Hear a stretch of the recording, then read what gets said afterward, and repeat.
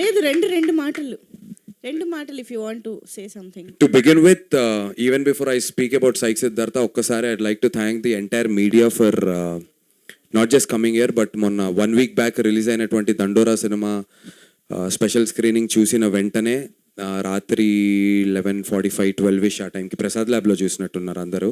I was not there, నేను గుంటూరులో ఉన్నాను ఆ రోజు సై సిద్ధార్థ ప్రమోషన్స్లో.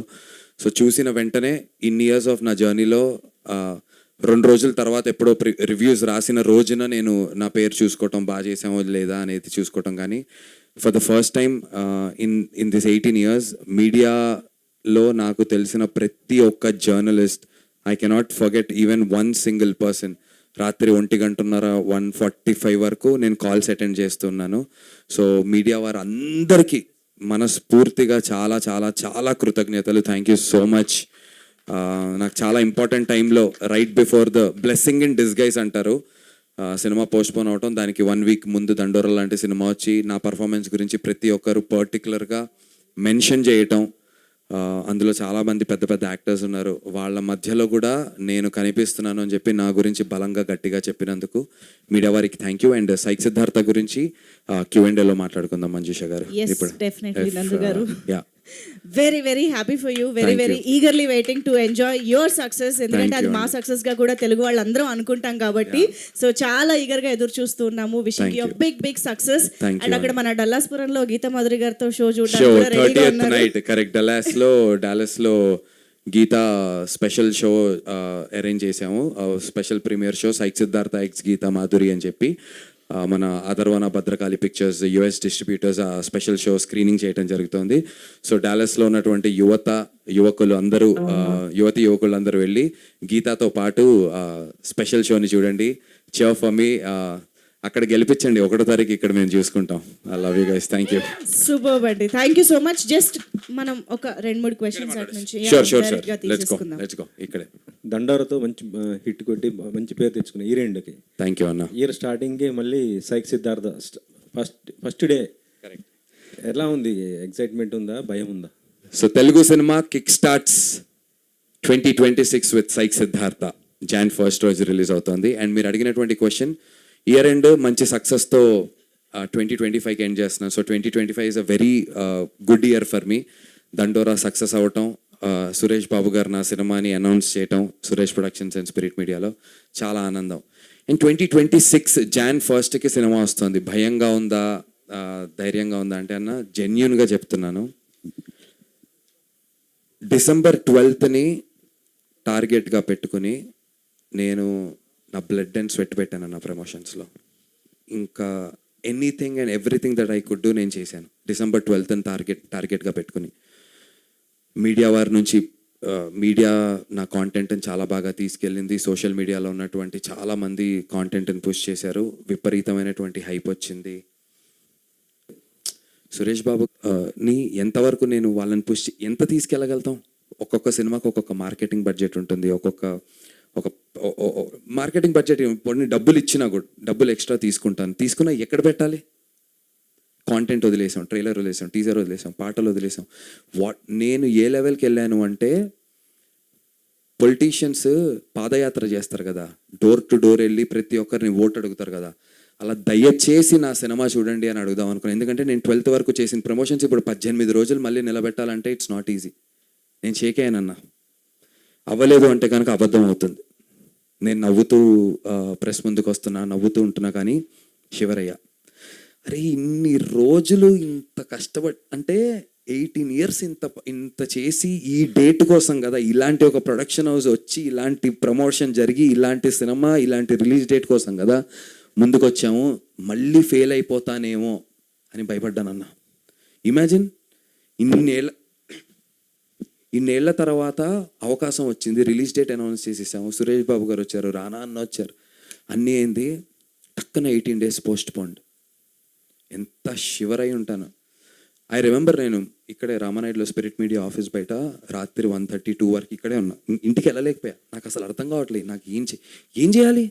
నీతో ఇంటర్వ్యూ చేశా, మీతో ఇక్కడ ఉన్న అందరితో చేశా. మొన్న ఐ డ్రీమ్ వాళ్ళు ఇంటర్వ్యూ చేస్తూ మీరు ఎన్ని ఇంటర్వ్యూలు చేశారో తెలుసా అంటే నాకు గుర్తులేస్తారంటే 22 ఇంటర్వ్యూలు మీరు ఒక్కరు చేశారని అడిగారు నన్ను. ఆ తర్వాత చేయడానికి లేదు. నా కాంటెంట్ని ముందుకు ఎలా తీసుకెళ్లాలో తెలియదు. సోషల్ మీడియాలో ప్రతిదీ చేసేసా. నాకు అసలు అర్థం కాలే. ఇంకా మళ్ళీ ఓడిపోతానేమో అనేటువంటి భయం వచ్చింది. రాత్రి 2:30-3 ఇంటికి వెళ్ళా. వెళ్ళి ఆలోచిస్తున్నాను, నిద్ర పట్టట్లా, టీం అందరికీ మెసేజ్లు పెడుతున్నా, గ్రూప్లో మెసేజ్లు పెడుతున్నా. అయ్యానన్నా, ఫ్రస్ట్రేట్ అయ్యాను, షివర్ అయ్యాను, షేక్ అయ్యాను. అమ్మ ఏంట్రా మన పరిస్థితి అనుకున్నాను. కానీ నాకు ఆ రోజు మాత్రం మా నాన్నగారు చెప్పిన ఒక మాట గుర్తొచ్చింది అన్న. ఎప్పుడు చెప్తుంటారు మా నాన్నగారు, and he lives by that example.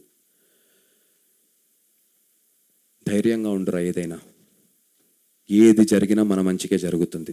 ఎప్పుడు చెప్పే మాట మా నాన్న నాకు, నువ్వు ధైర్యంగా ఉండు. పర్టికులర్గా ఒక పదం that he follows and he always asks me to follow. ఇలా చదువుకో, ఇది చెయ్యి అని ఎప్పుడు చెప్పలే. నాకు ఎప్పుడు ఒక మాట ఏం చెప్పారంటే జీవితంలో మా నాన్న, ఆయన ఏ పుస్తకం నుంచి చూసి చెప్పారో నాకు తెలియదు, కానీ ఆయన చెప్పిన మాట ఏంటంటే, ధైర్యంగా ఉండే నీ మాట ఆపగలదు ఎదురొచ్చే ప్రతి శత్రువు తూట అని చెప్పి మా నాన్న నాకు చెప్పారన్న. నాకు అది మైండ్లో ఉండిపోయింది. ధైర్యంగా ఉండే నీ మాట ఆపగలదు ఎదురొచ్చే ప్రతి శత్రు తూట, శపథం చేస్తున్నానంట శపించేవాడు ఉన్నా నీ వెంట అని మా నాన్నగారు నాకు చెప్పారన్న. నన్ను ఇన్ని రోజులు అడుగుతున్నారు. మన సినిమా పోస్ట్ పోన్ అయిన తర్వాత చాలా మళ్ళీ వేరే మీడియా హౌసెస్ని కానీ మైక్రో ఇన్ఫ్లుయెన్సర్స్ నుంచి అందరినీ కలవటం స్టార్ట్ చేశా. What makes you stay this consistent, నువ్వు ఎలా ఉండగలుగుతున్నావు ఇలా అని నన్ను అడుగుతున్నారు. నేను ఇన్ని రోజులు అనుకున్నా నా కోసం, నా గెలుపు కోసం నేను ఉంటున్నానని నేను ఆ భ్రమలో ఉన్నా. కానీ పదే పదే ఎందుకంటే మొన్న ప్రెస్ మీట్లో నేను కొద్దిగా ఏదో ఎమోషనల్ అయ్యాను. దాన్ని పట్టుకుని ప్రతి ఒక్కరు అడుగుతున్నారు, వాట్ ఈజ్ నీకున్న బలం ఏంటి, ఎలా ఉండగలుగుతున్నావు ఇంత పేషెంట్గా, ఏంటి నేను ఏం డ్రైవ్ చేస్తాను సక్సెస్ లేకపోయినా అని నన్ను అడుగుతున్నారు. సో దానికి ఆన్సర్ ఇదే అనుకుంటున్నా. నా కోసం అని నేను అనుకున్నా, కానీ నేను చాలా ఆలోచించి నేను ఇవాళ చెప్తున్నాను, ఈ సక్సెస్ నా ఫ్యామిలీకి డెడికేట్ చేద్దాం అనుకుంటున్నా. ఫ్యామిలీలాగా ఉన్నటువంటి ఇన్నేళ్ళు నాతో ఉన్నటువంటి నా టీం కోసం చేస్తున్నాను. ముఖ్యంగా అందరికంటే ఎక్కువ మా నాన్నగారి కోసం చేస్తున్నాను. ఆయనకున్నటువంటి అన్ని బ్యాక్లాగ్స్ ఒకటే ఒక క్వశ్చన్ పేపర్, ఒకటే ఒక ఆన్సర్తో నేను ఆన్సర్ చేస్తాను. I want to dedicate this success to my dad and this is for my dad అన్న. అండ్ వన్ లాస్ట్ థింగ్, మా నాన్నగారు చెప్పినటువంటి ఇంకొక very very very important thing, మనందరికీ చాలా ఉపయోగపడేటువంటి ఒక విషయం మా నాన్న చెప్పారు, be the person who still tries after failing, and I am that person. Shri Nandu is that person. No matter what, I'll keep trying అన్న. 18 రోజులు కాదు, 18 నెలలు పోస్ట్ పోన్ అయినా సరే, ఊరు వాడ ఆంధ్ర తెలంగాణ వీలైతే పాన్ ఇండియా మొత్తం తిరిగైనా సినిమా ప్రమోట్ చేస్తా, కానీ సినిమాని మాత్రం వదలను. బట్ రైట్ నో అయితే Jan 1st వస్తున్నాం అన్న. 100% కాన్ఫిడెంట్గా ఉన్నాను. ఎందుకు భయపడాలి, బాధపడాలి? కంటెంట్ బాగుంటే ఎప్పుడు రిలీజ్ చేసినా కూడా ఆడియన్స్ వస్తారు కదా. బాధ కాంటెంట్ గురించి కాదన్న. ఒక గ్రాఫ్ ఉంటుంది, సినిమాని ఇక్కడ వరకు తీసుకెళ్ళి December 12th అనేది ఎంత కాయిన్ అయిపోయిందంటే, ప్రజలు న్యూస్ చూసి ఉండొచ్చు. January 1st అని చెప్పి అతను న్యూస్ చూడలేదనుకో, ఓ పలానా సినిమా వచ్చిందేమో వెళ్ళిపోయింది అనుకుంటారు. ఇలా ఇమాజిన్ ఒక 1 కోటి మంది, ఒక డెమోగ్రఫిక్ 1 కోటి మంది మన ప్రేక్షకులను తీసుకుందాం ఫర్ ఎగ్జాంపుల్. ఓ 30 లక్షల మంది ఆ న్యూస్ చూసి ఉండొచ్చు. మీ తర్వాత 5 లక్షల మంది సినిమా పోస్ట్ పోన్ అని తెలిసి ఉండొచ్చు. మిగతా 25 లక్షల మందికి సినిమా వచ్చి వెళ్ళిపోయింది అనుకుంటారు. అది ఎంత కష్టం. బాధ కాంటెంట్ మీద ధైర్యం లేక కాదు, బాధ పోస్ట్ పోన్ అయినటువంటి విషయాన్ని నేను మళ్ళీ అంత బలంగా January 1st అని నేను ఎలా చెప్పాలి? మీరే చెప్పండి. నేను ఓపెన్గా చెప్తున్నానన్నా, మీరే చెప్పండి. 11th నైట్ వరకు సినిమా మీద ఉన్నటువంటి ఒక బజ్, ఒక ఊపు, ట్విట్టర్, ఇన్స్టాగ్రామ్, ఫేస్బుక్, యూట్యూబ్, ఏదైతే ఒక ఊపిందో సైక్ సిద్ధార్థ అనేది, ఇవాళ రోజున నేను అక్కడ వరకు తీసుకురావాలంటే ఎంత చేసినా యాజ్ ఇట్ ఈస్ అంత రాదు. అది ఒకసారి ఒక ఎమోషన్, ఒక ఊపు, ఒక ఎనర్జీ ఒక లెవెల్కి వచ్చింది. ఎంత చెయ్యండి, పగిలిన అద్దాన్ని అతకబెట్టే ప్రయత్నం నాట్ ఈజీ.